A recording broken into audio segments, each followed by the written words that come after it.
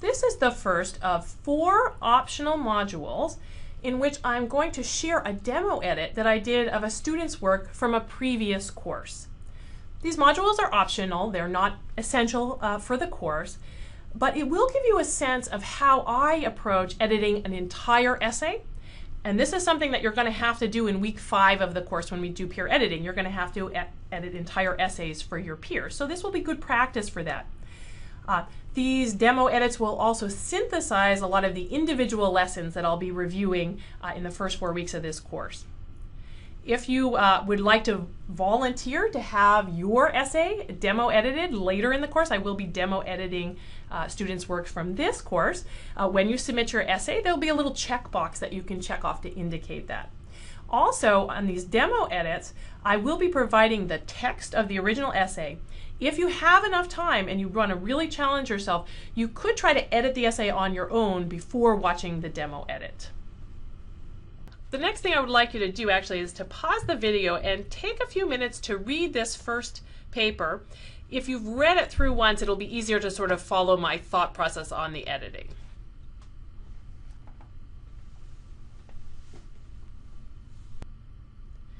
Now that you've had a chance to read through the paper, I'm going to walk you through how I would edit it. It has a lot of nice elements to the paper. So first of all, the beginning starts out really well. It's a great hook for the reader. It goes into this concept of uploading your brain into a computer so that you can live forever. That's a really cool concept. It's a nice hook, and hopefully that hooked you in as the readers out there to reading the whole thing. So I'm actually not going to touch that first paragraph. Then there's 2 things I'm going to look at when I'm editing a paper like this. I'm going to look at the structure and the organization, and I'm also going to look at sort of the line-by-line type of editing, making the prose clean and clear. So actually the writing in this paper is quite clean. There are some minor line edits I'm going to do here and there, and there's a few places where I'm going to point out to the author that it's a little bit jargony and ask them to unpack some concepts for us. But as a whole, the writing in this paper is pretty clean.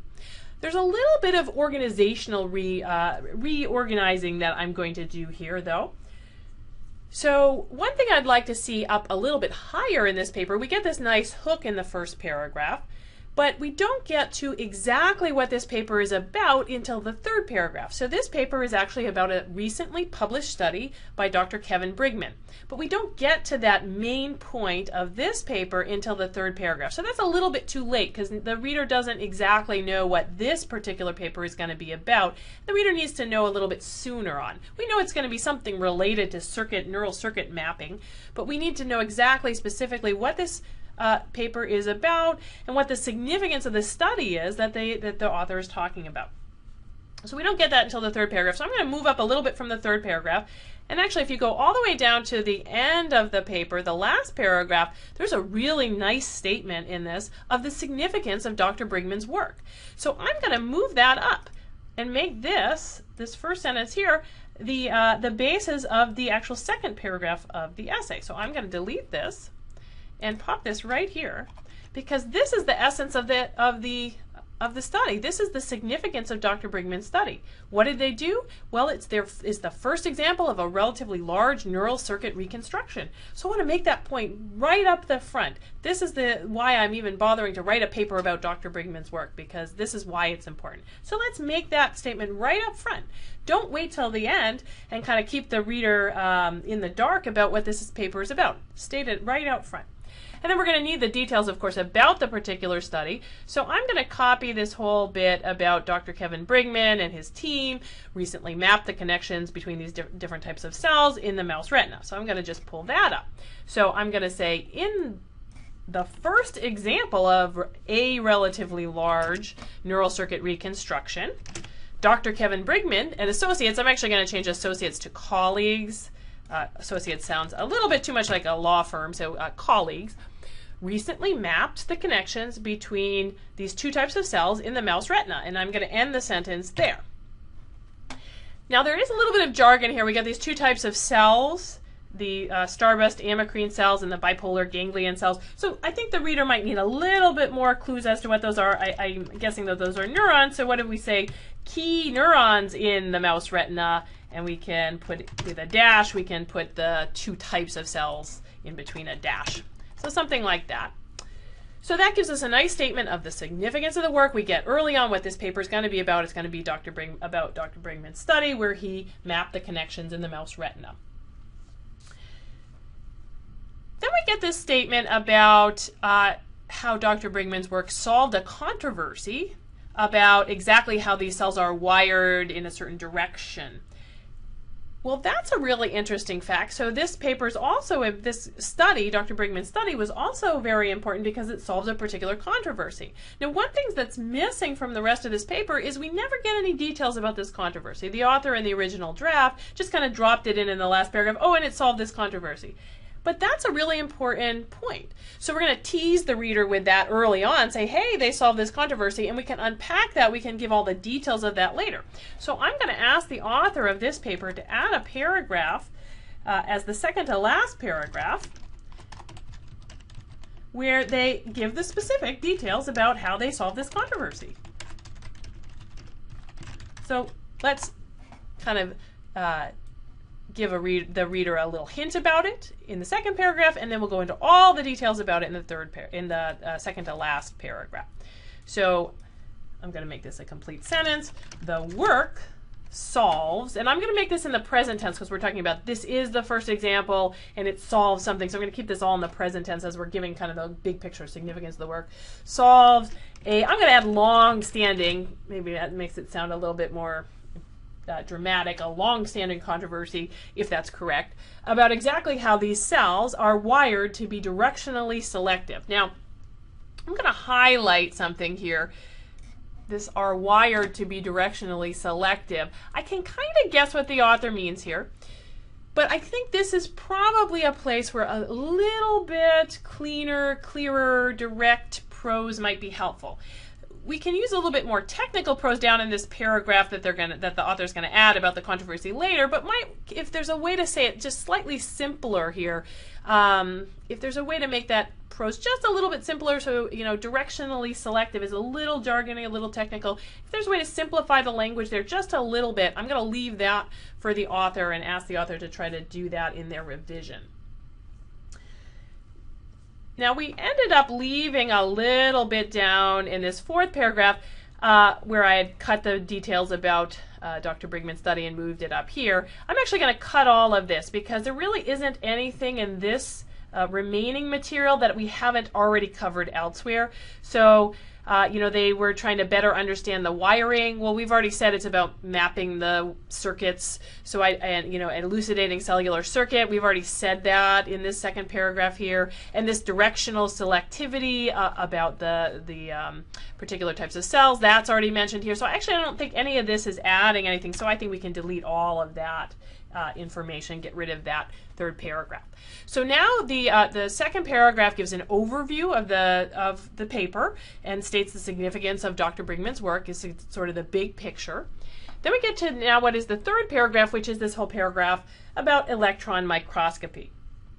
Now we get an awful lot of details about electron microscopy here, and so one of the things I might ask the author to think about in their revision is to say, well, do we really need all of these specific details? So there's a particular type of electron microscopy, this serial block face scanning electron microscopy.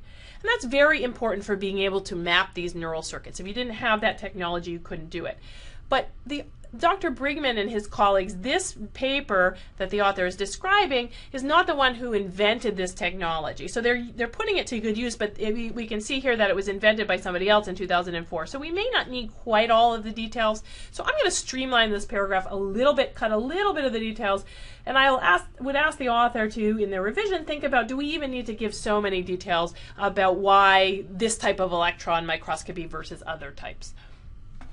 So I'm going to move a few things around. So I'm going to state right from the beginning, because again, this paper is about Dr. Brigman's study. So let's state exactly what happened. Well, Dr. Brigman and his team used this type of electron microscopy to visualize the synapses and map the neural circuitry. So we can state that right from the beginning. So I'm going to say Brigman's team used this serial block face scanning electron microscopy. I'm going to move this up to here.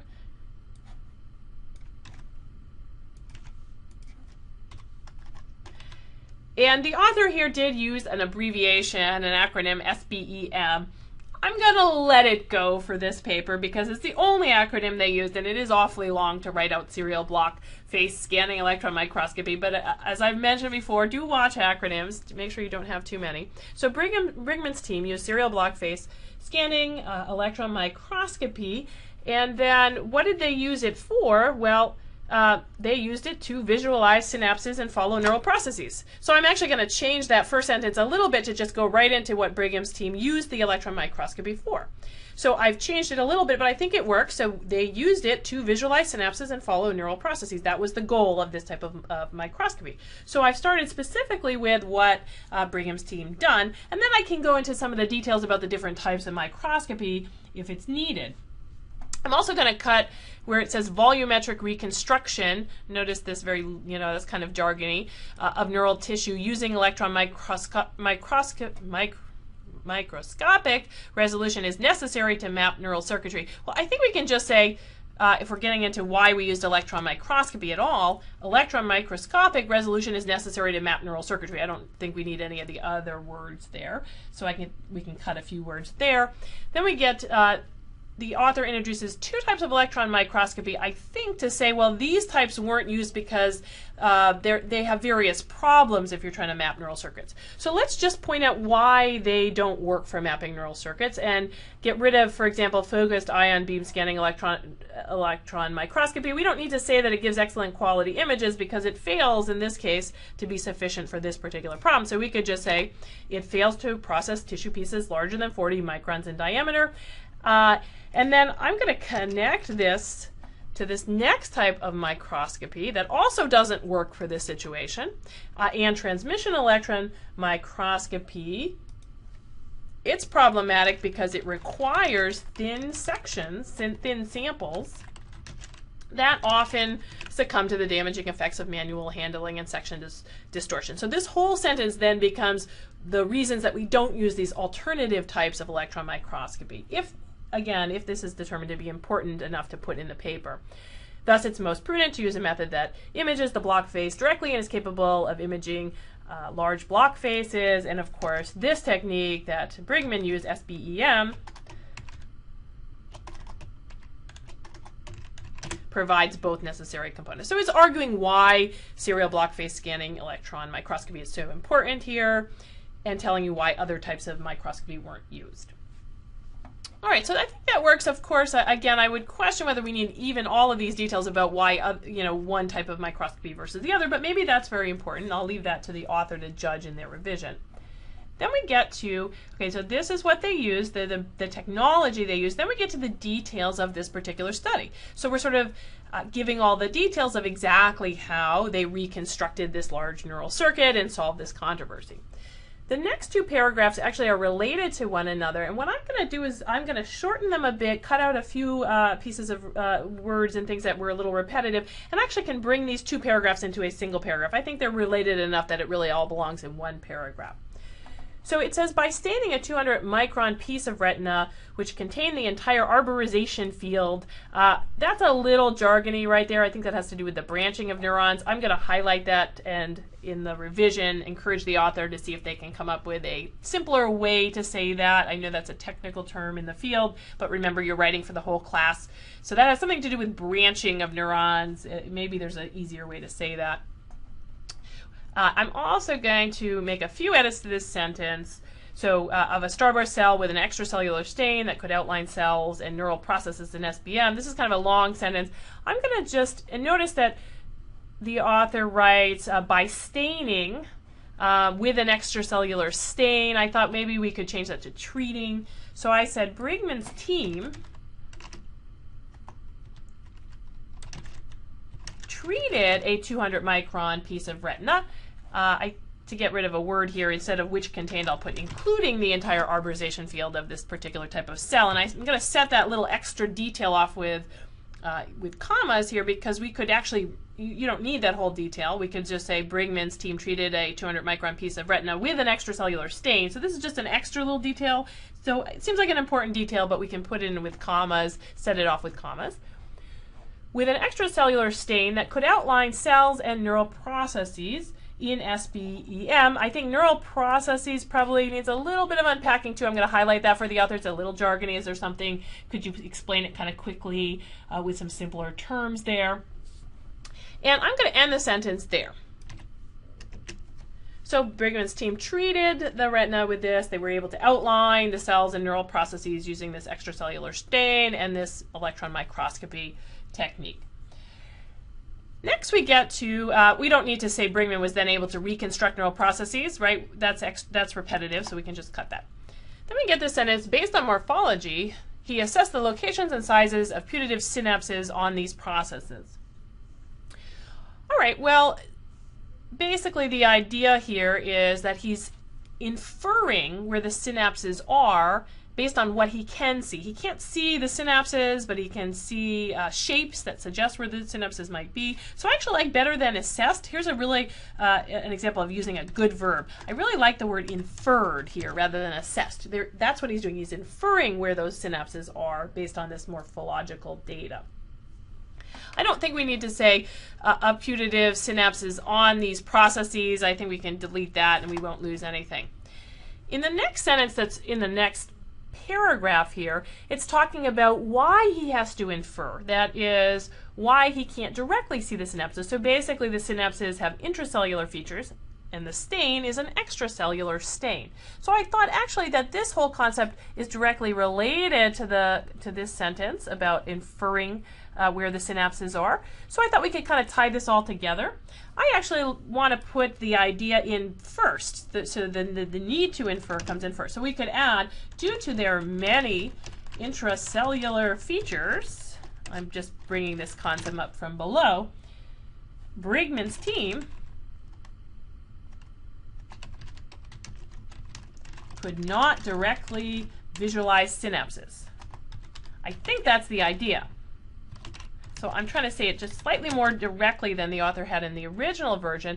So because they have many intracellular features, and this is an extracellular stain, which we've just said in the previous sentence, so we don't need to repeat, Brigman's team could not directly visualize the synapses. And I'm going to add here what a synapse is, a neural connection, maybe a little kind of simple explanation in parentheses in case a reader doesn't know.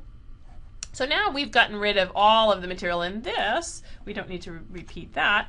And then this transition in an effort to address this ambiguity, I don't think we need that either. So due to their many intracellular features, Brigman's team could not directly visualize synapses. I'm going to add the word but here. But, so they can't directly visualize them, so they're going to infer them. But based on morphology, he inferred the locations and sizes of putative synapses. I'm actually going to change that to they, because it's not one person that was working on this study, it was a team. So let's keep it to team and they. They inferred the location and sizes of the putative synapses. And then I'm going to just wrap this around and again include it in this paragraph here. They also stained a second piece of tissue with, and I'm going to add, they stained a second piece of tissue with an intracellular stain. I'm inferring this. I'm guessing that they must have used an intracellular stain because they were able to stain those intracellular features. So they also stained a second piece of tissue with an intracellular stain that revealed synapse-associated features. In the original sentence, there was they stained and then synapse features were stained, so there was a repetition of stained there. So I think this works just a little bit more smoothly. So they also stained a second piece of tissue with an intercellular stain that revealed synapse-associated features. And then there's this last thought here. I'm actually going to pull this and to make this a complex sentence. So they did this experiment with the second piece of tissue to reveal the synapse-associated features. And I think the idea is here to try to use that information to confirm what they found with the first stain based on morphology. So I think we can tie these two ideas together with a semicolon.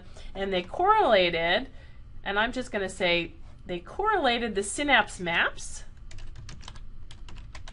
because we're getting a synapse map that we guessed at using morphology with the first stain, and we have a synapse map based on actual intracellular staining with the second piece of tissue. So we can say something like, and they correlated the synapse maps between the first and second piece of tissue. We can kind of get rid of a few extra words there, and I think synapse maps is sufficient. Again, I'm going to ask the author to then add in a paragraph here that goes into that controversy that they solved about the directionality of the particular cells. So explain that a little bit more for the reader. That seems like a really important part of Dr. Brinkman's study, so let's get some details on that. And then we get to the last paragraph. The last paragraph has a nice thought. It's tying up kind of where we started, right? So we started on this whole idea of uploading a whole brain onto a computer, and we're getting back to that in that last paragraph. So I'm just going to tweak it a little bit to even bring out that connection, to kind of wrap back to the beginning even a little bit more strongly to have a nice finish. And I'm going to just tweak a few things in the language here. So notice that there's a few, the last sentence has it sounds a little bit academic because we're getting a lot of nouns like reconstruction, preparation, imaging, mapping. Those are all nouns that could be verbs. So I thought we could streamline this a little bit by turning some of those nouns back into verbs. So the next steps in whole brain circuit reconstruction, I'm going to leave the reconstruction, will be, and then let's, instead of saying large sample preparation, we don't need to say large sample because we're talking about whole brain, so that's sort of implied. So will be to prepare, see, not preparation, but prepare, be to prepare, to image, rather than imaging, to image, and map, to prepare, image, and map the first, or and map the whole mouse brain using SBEM, that type of microscopy. So I think we can condense all of this, and imaging and mapping on a whole brain SBM for mapping the whole mouse brain. I think we can get rid of all of that and just say the next steps in whole brain circuit reconstruction will be to prepare, image, and map the whole mouse brain using SBEM. So I think that's a lot cleaner and faster, and you're using those good verbs there. You can get the whole idea across much more quickly. And then we want to say that this is the first mammalian complete connectome, and I'll leave that term connectome in there. It's a good buzzword these days, so even though it's a little technical, I think most people are familiar with the buzzword. So we could say this would represent the first mammalian complete connectome, so that's getting to the idea of the whole brain, all the connections in the brain. And I'm going to add that little last thought that ties us back to the beginning, and would be the closest anyone has ever come to immortalizing, so I'm tying back to that idea of immortalization, a mammalian brain. So I think that's probably a fair thing to say, and it just kind of is a nice ending that ties us back to the beginning. So I think this paper was reading really well. I've done a few little things to streamline the writing here and there, condense a few things. I've changed the organization just slightly. I'd go back to the author and say for the revision, all those words that I've highlighted, probably see if you can say it a little bit more simply, or in passing give a little definition for the readers, especially who aren't coming from neurology. Add a paragraph about the controversy that was solved. And other than that, there's not too much else to do on this one. Maybe go back to that electron microscopy paragraph and see if there's any details that could be cut there. But I think it's reading really well. It was a really good paper to start with, and hopefully going through the editing process like this has been helpful for your own approach to papers.